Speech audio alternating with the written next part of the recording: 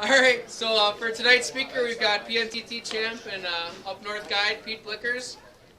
Here's Pete. Hey! Phil? Does anyone do some karaoke to start us off? We can get some. We'll do karaoke later, after. First, I want to thank you guys for having me, Kyle and Phil and everybody. Thanks everybody for showing up. I'm Pete Blicharz. I guide in northern Wisconsin, Oneida and Vilas County primarily. I grew up on the Three Lakes chain. Got to know that very well. I've been musky fishing the Three Lakes chain since I was 10 years old. And then fished Eagle River chain shortly after that, and continue to fish there.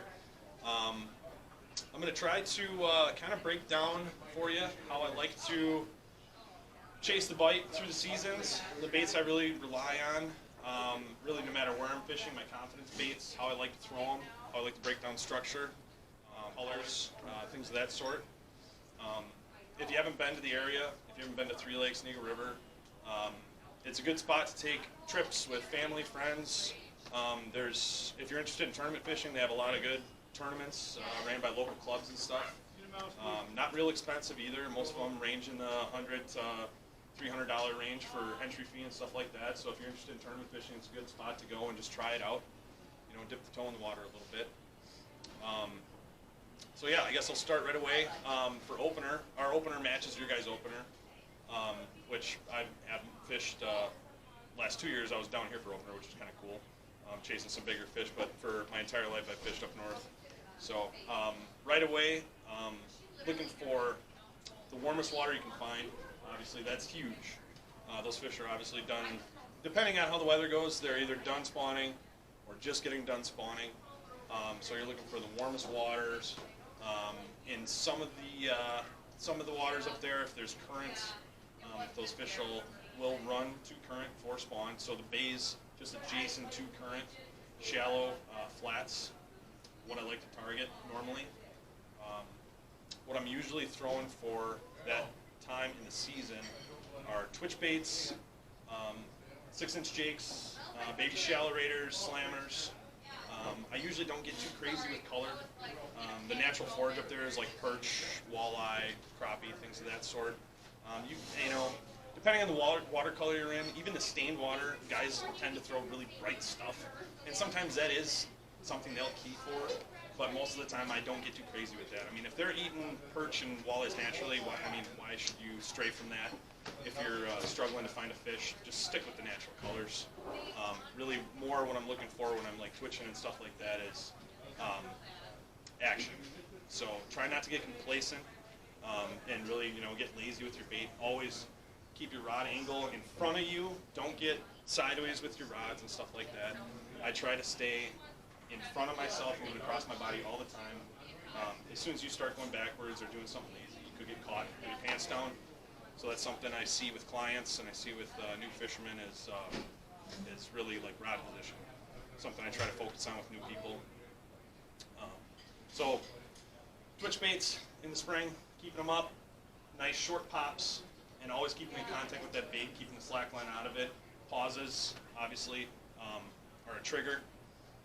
Also in the spring, we're looking for small bucktails. It sucks throwing really, really small stuff. You're all excited, you want to throw bigger baits. You're just at the shows all winter, you got new blades, you got new stuff to throw. I like throwing number 5 meps as hard as it is to throw, and like you got to have kind of the right setup for it. So I usually use a larger bass rod for like my number 5 meps. Booker 500 series, Showgirls. Any Rizzos at all? Rizzo tails, yeah, Rizzo tails will work too. That French blade's kind of nice, and people have kind of got away from those, which is a good thing to bring up. Older baits that don't get a lot of publicity anymore are good. They do produce. There's a reason why they've been around for so long.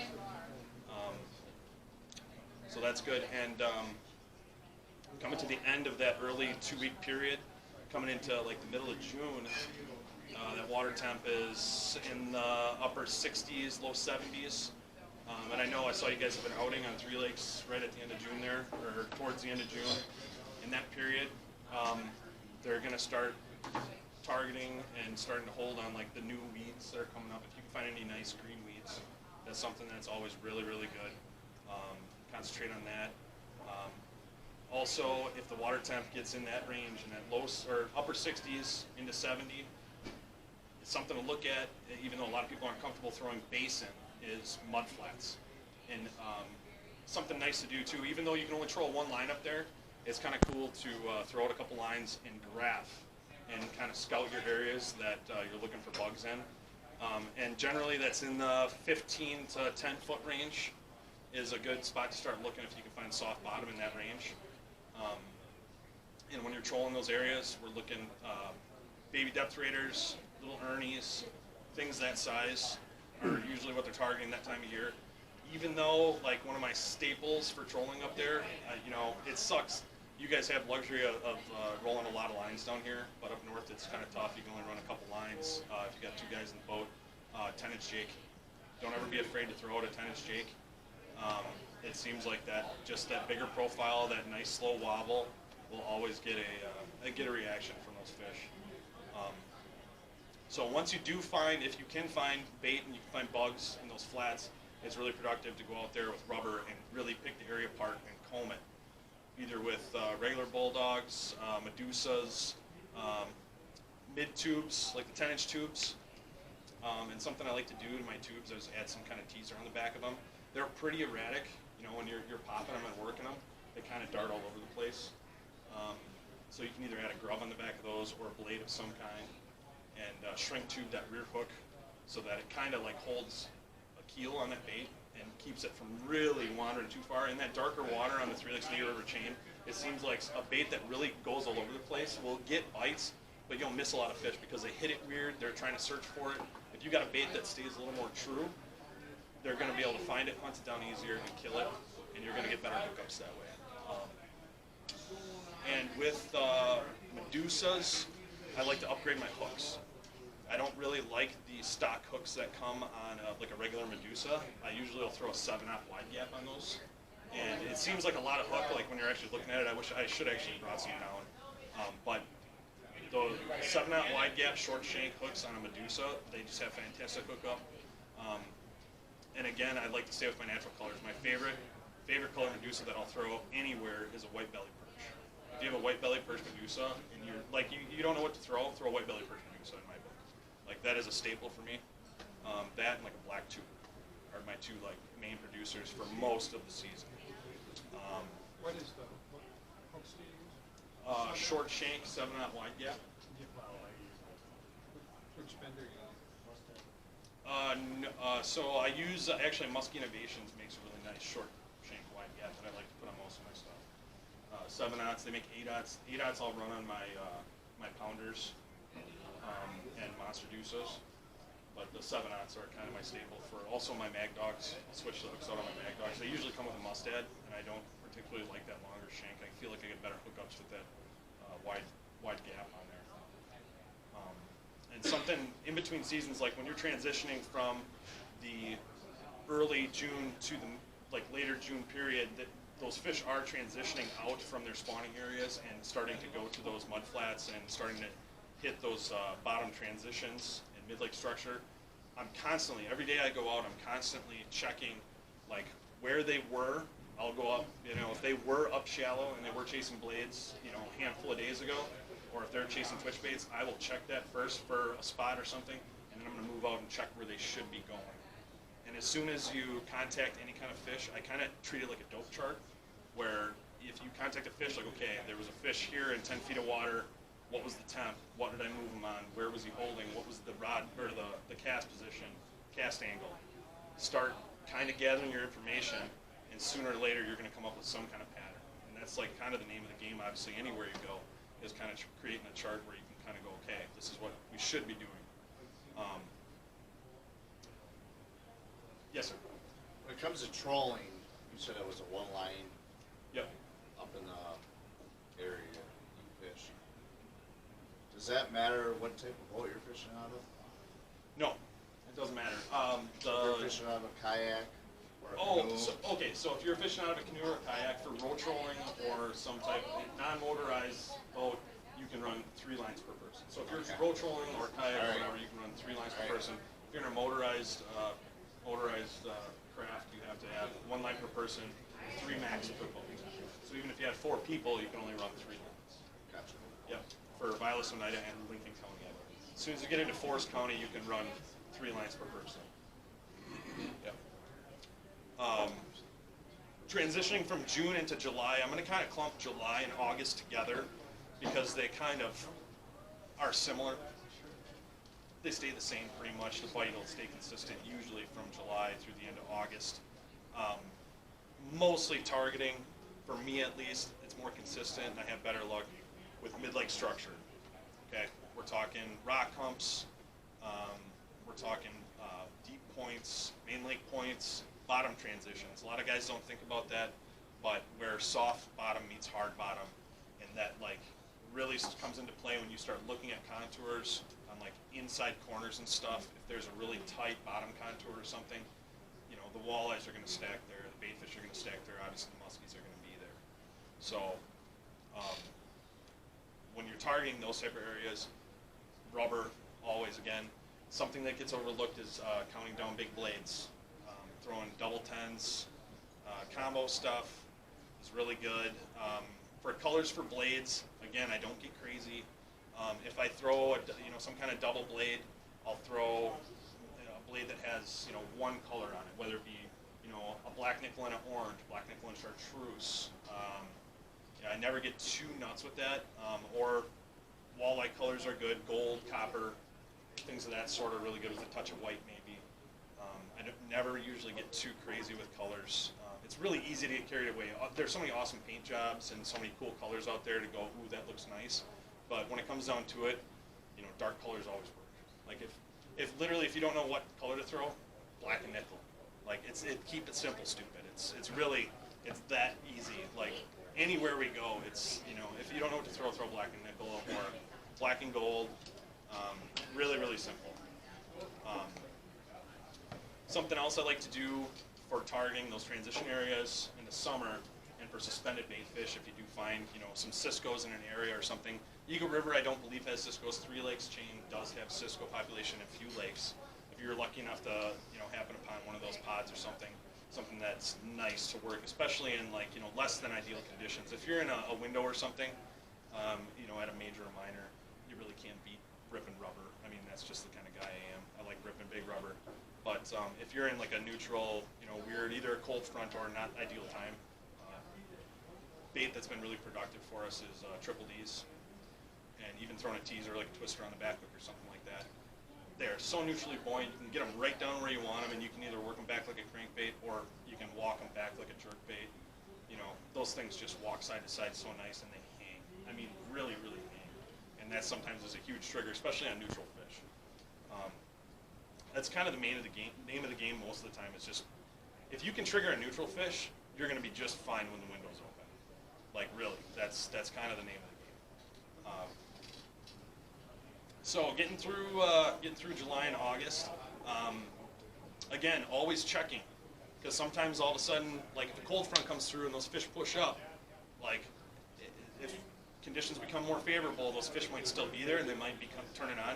So always checking, either there could be a really hot blade bite going on. Don't be afraid to move things a little bit faster, because if they start chasing blades, you can't reel them fast enough a lot of times. And they will eat at the boat all the time. So make sure you're doing really good figure eights, constantly checking where they should be, where you think they'll be, and trying to get that dope chart put together where you get your bite put down and you really can start getting on the fish. Into September. September is one of my favorite months to musky fish, especially up north. They're starting to move back up again. Chasing blades, like I just said. Sometimes, like I said, you can't reel them fast enough. When you say move back up, shallow? Shallower, into weeds and shallow stuff. It's fantastic. There's also a really, really good topwater bite that happens, usually the first couple weeks of September. And sometimes, depending on the conditions, this year we had fish eating topwater all the way to almost the end of October. So it just depends on that water temp and where the fish are. But yeah, topwaters. Pacemaker is one of my favorites. Not a lot of guys throw it up north. I think that's one of the reasons I like it so much. A lot of guys are throwing, the Lake X baits, Cannonball Juniors, Pacemaker, or Dr. Evils, stuff like that. Top Raider is also another overlooked bait that guys have kind of shied away from because it's older, doesn't get the publicity. Not a lot of fish see them anymore. So under conditions where they're eating them and they're following Lake X lures and they're following all these baits that guys are throwing, throw something just a little bit out of the ordinary, and it works. It really does. So.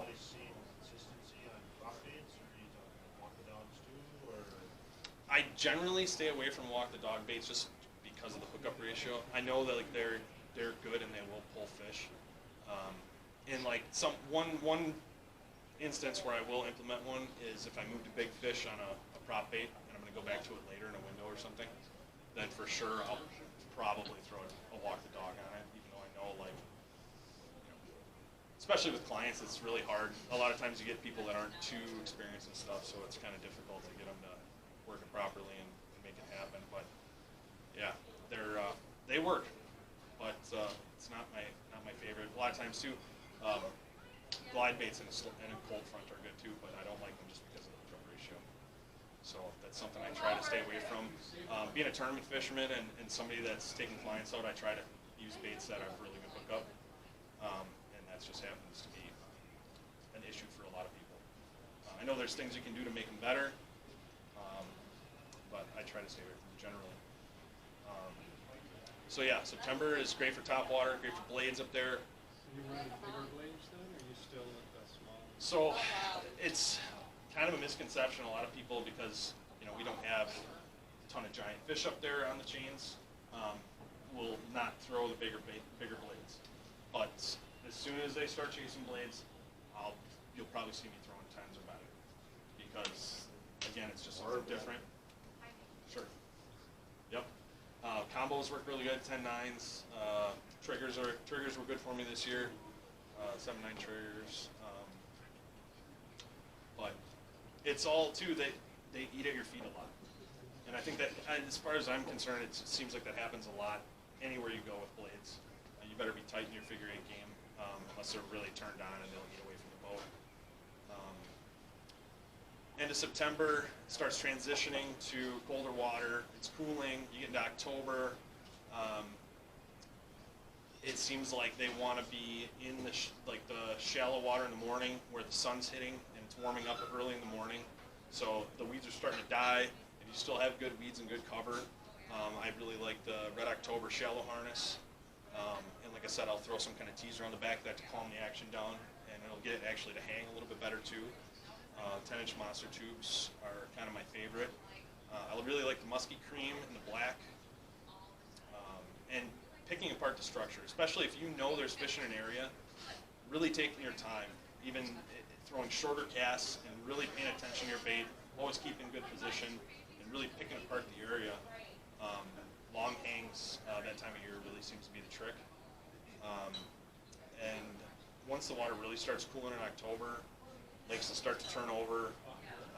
Best thing I can tell you for turnover on the chain is get off of the water that's turning over. There's smaller lakes that kind of turn over either faster or don't turn over at all. Especially on like the Eagle River chain, there's Scattering Rice and Voyager and stuff that are smaller, shallower lakes that I don't even know if they stratify during the summer. So kind of try to stay away from the bigger lakes that are turning over, just because, I mean, if you have to stay on them, just grind it out, move slow. That's about all I can tell you about that. Once the lakes do turn over and those Cisco pods, like on the 3 Lakes chain, are starting to really gather in November, trolling is my favorite thing to do out there late fall. I really like 13-inch grandmas, 10-inch jakes, bigger tough shads have been good. But again, you're only rolling one line apiece, so that's kind of the tough part of it. You kind of got to put your eggs in a basket and go with it. But if rods are freezing up and stuff, that's kind of your only option. It's either that or just float the suckers and vertical jigging. I'm going to take trolling every day of the week. It's a lot less boring in my book, and it seems to be pretty productive. So yeah, that kind of sums up for the year how I like to attack it and what I'm looking for. So something I guess I didn't touch on for like June and July trolling. When I'm summer trolling, I generally run 10-inch jakes, 22 longs.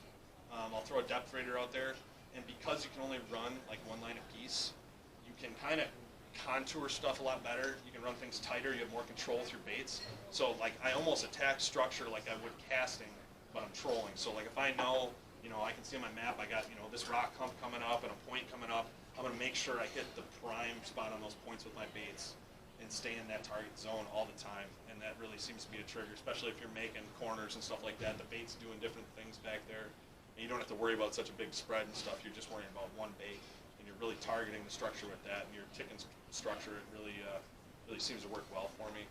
You don't run too many fireboards? If I have 3 lines out, I usually will put one out with like a baby DR or something like that. Something smaller, just something different.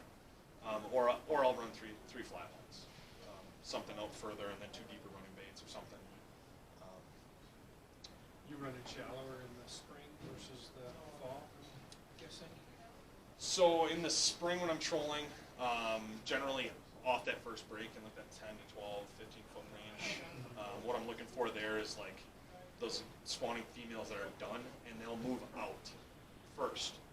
They're not going to usually stay up in the stuff. They'll slide out. They might keep that same depth, at that 4 or 5 foot range wherever they're up there, like the other smaller males except for in the weeds, but they'll slide out a lot of times.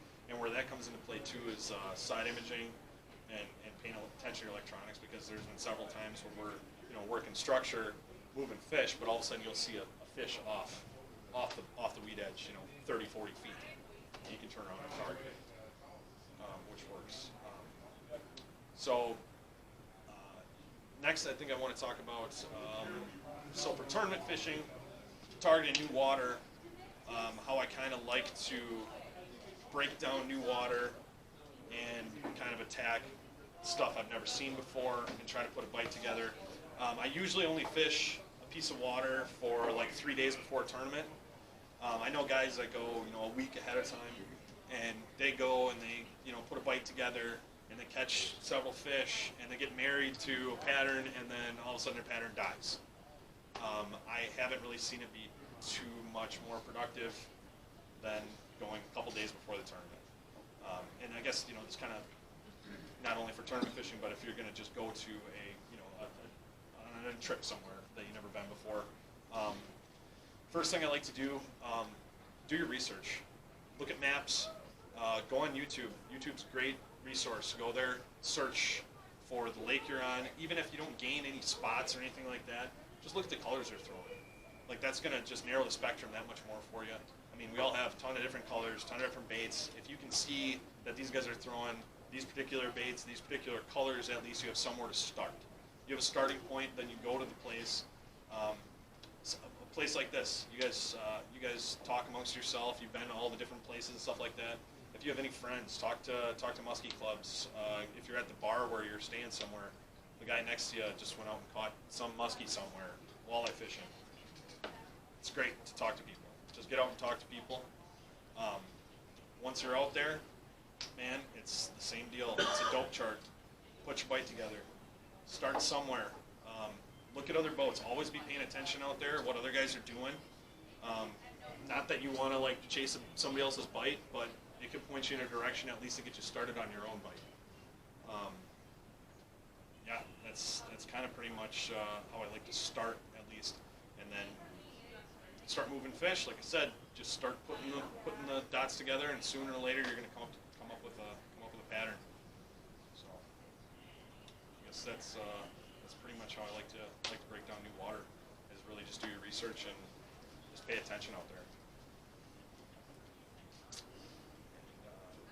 When you're breaking down that body of water that you're not familiar with, are you looking at the maps and you're looking for areas that match what you're fishing on your own waters at the same time of year? Yeah, I mean, it's northern Wisconsin is kind of unique compared to other bodies, especially like if you get into the Minnesota waters or even down here. It's different up there. Smaller bodies with a lot more complex structure. you get into some of these areas with bigger structure. For somebody like myself, you can struggle when there's like huge giant reefs and what to actually target on those areas. It's more just like getting out there and kind of moving fish and seeing, like, if you move a fish, make a waypoint. You catch a fish, make a waypoint. And you start fishing and boom, all of a sudden we got 4 waypoints in this one area. Well, there's obviously something about that area. Even if you can't pick it out, the waypoints don't lie. You know, it's kind of, and stay with your confidence. I mean, I'm confident ripping rubber and doing my thing over weeds and down edges. Muskies are an edge creature. They're an ambush predator. So like, you see a weed edge, even though you're on some lake in middle of nowhere, and this weed edge is deeper than what you're used to, and the water's clearer than you're used to, it's still a weed edge. They're still an ambush predator. They're still gonna act like a muskie. Muskie's a muskie is a muskie. But it's just getting the confidence, gaining the knowledge on that particular body of water to do your thing and really grind it out and get that bite. You end up on a clear Cisco lake. Do anything radically different? Depends on the time of year. Little Cisco like to suspend, obviously. So if I'm on a Cisco lake for the first time, I'm gonna put my rods out control and look for bait spots. A lot of people have problem throwing into the middle of the lake. I don't have, as long as I know there's bait there and I can see it on my graphs and target it on my 360 and stuff, I don't have a problem. Like, if the bait's there, the grocery store's there, the muskies are gonna be there shopping. So, yeah. That's about it. You mentioned watching the other side. You're fishing the weed edge for the deeper fish. Yep. How far are you running your side imaging on that instance when you're spring up in the shallow? I generally run my side imaging out to 75 feet. You can run it obviously a lot further. Does that change when you get out to the second drake? I usually don't, just because I know like that's about my cast length. Okay. You know, there's no reason for me to. I mean, I guess it'd be nice to see other things, but it also makes it easier because the picture's bigger. Thanks. Get a better picture. That's Yep. my mindset is like, okay, a cast, For sure. you can only go that far, but I know guys that run it really far. And Yeah, you know, now you're just chasing shit way out there. right. If I'm looking for, you know, let's say cribs or down timber or, you know, a particular rock structure or something, and I'm really like just scanning an area, I'm not actually like fishing it or trolling it. Sometimes I will bump it out just to look. Sure. But usually I'm close enough to where I think stuff is that I can see it within 75 feet on both sides. Yep.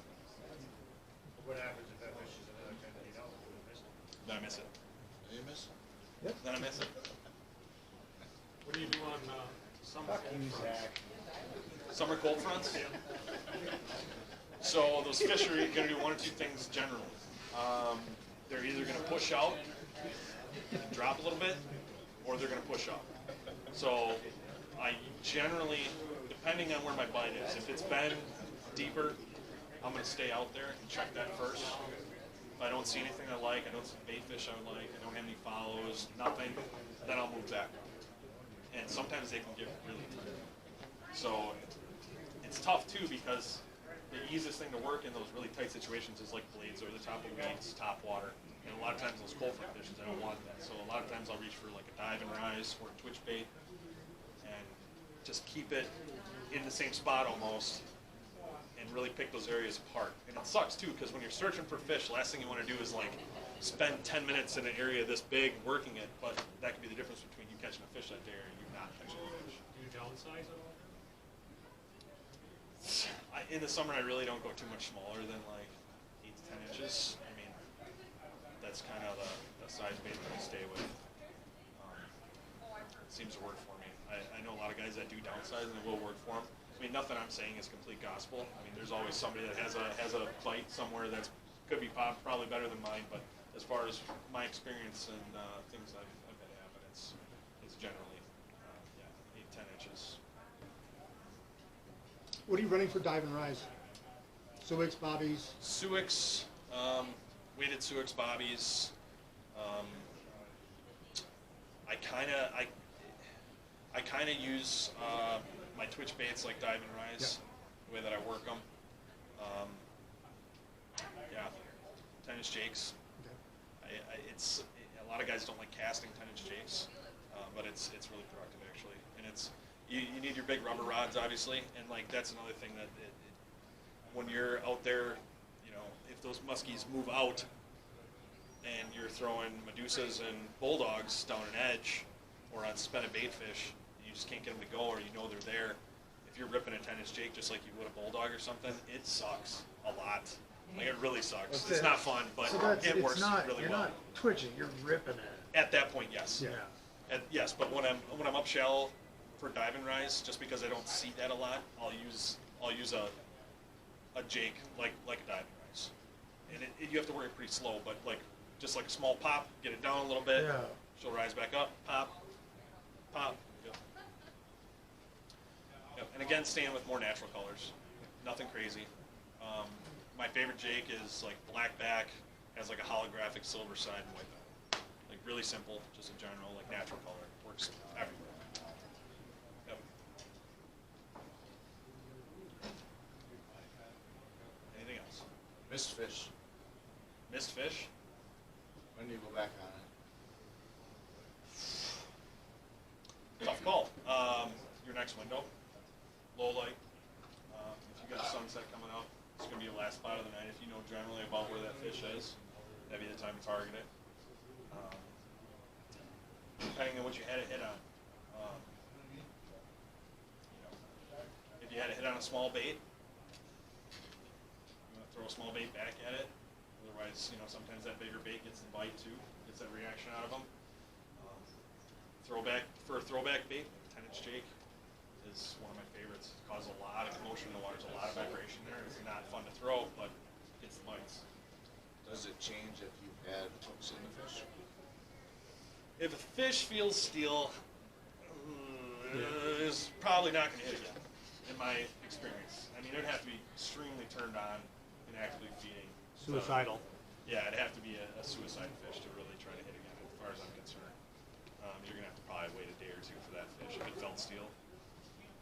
So you don't think there's other fish in that area that... That's another thing too. Usually if there's one, there's generally more. So going back and chasing that particular fish, maybe not, but if you know there's fish there, definitely go hit the spot again, for sure. You see much for wolf pack fish up on the chains? I know we've seen Yes. quite a bit. Yes, absolutely. Absolutely.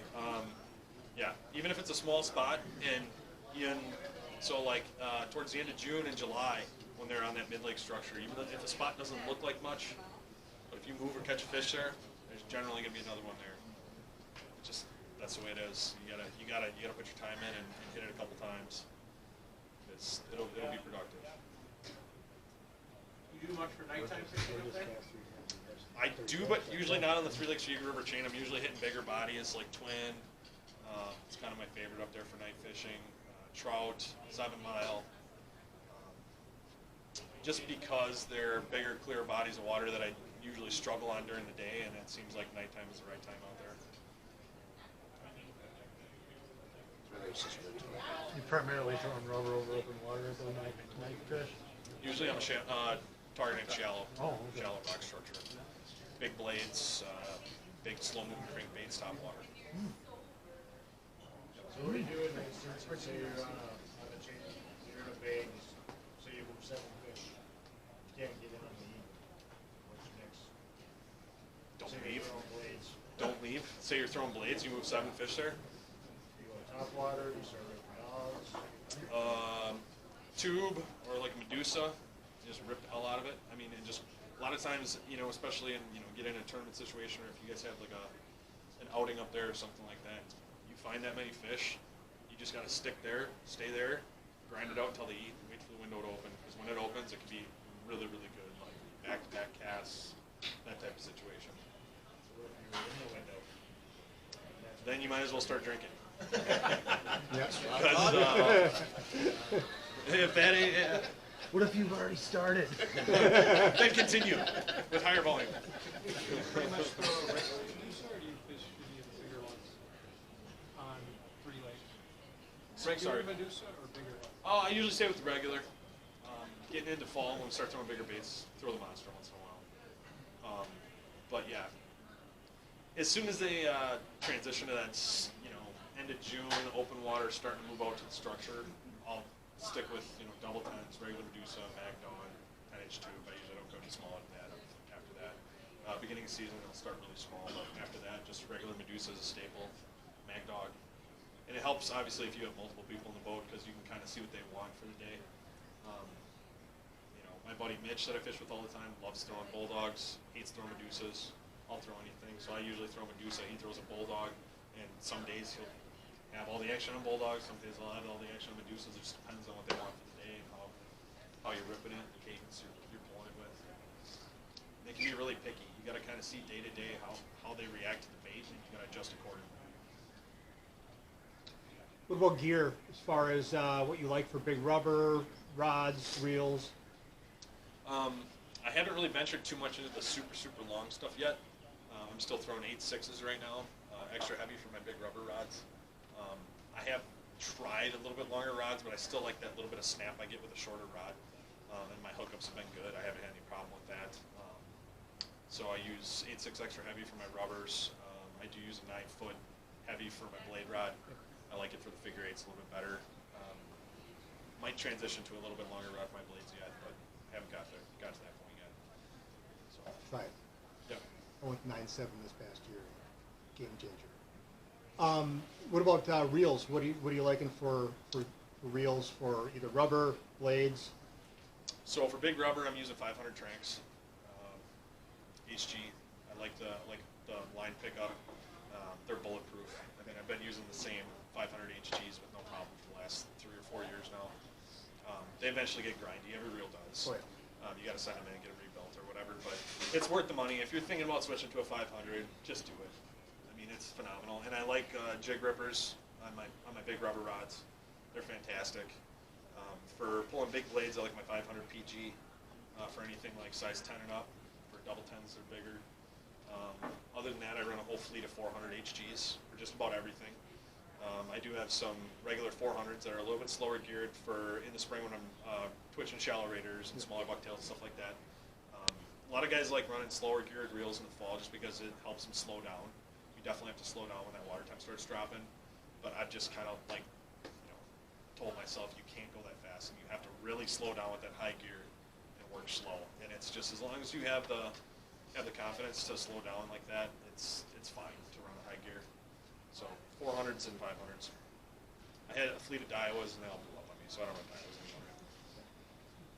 Sorry if you like Daiwa.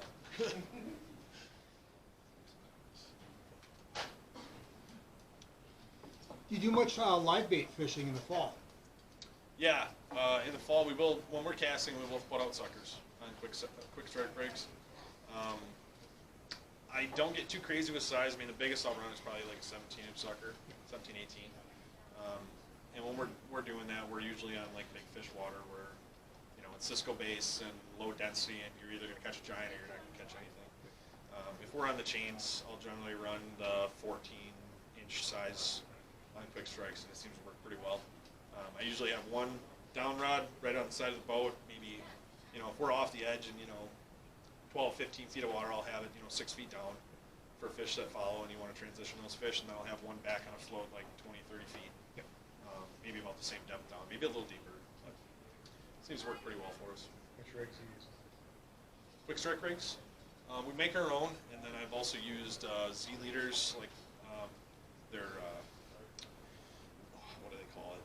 It's like a V leader with 2 trebles on it, and then I usually take the single hook off and I put a nose clip on it. Okay.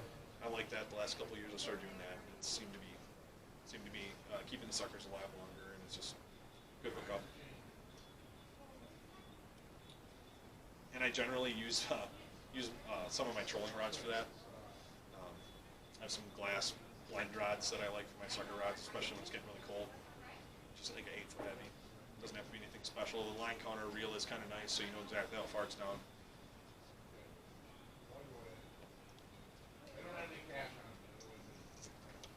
What about vertical jigging? Don't have too much experience with it. Closest thing I'll come to that is I do like ripping dogs, and I'll use them as like a deck rod if I see a fish on side imaging and I want to target it. It's specifically. It seems to be something that works really well, and I work it kind of like a rip and wrap for walleyes. Yeah. Set it out, let it hit the bottom, rip, keep contact, let it sink in, rip, contact, rip, and it works really well for fish, especially if they're tight to the bottom. You kind of can't resist it. Anything Great. else? There's no more questions. Thanks No a lot more? for coming, Pete. All right. Appreciate it. Thanks.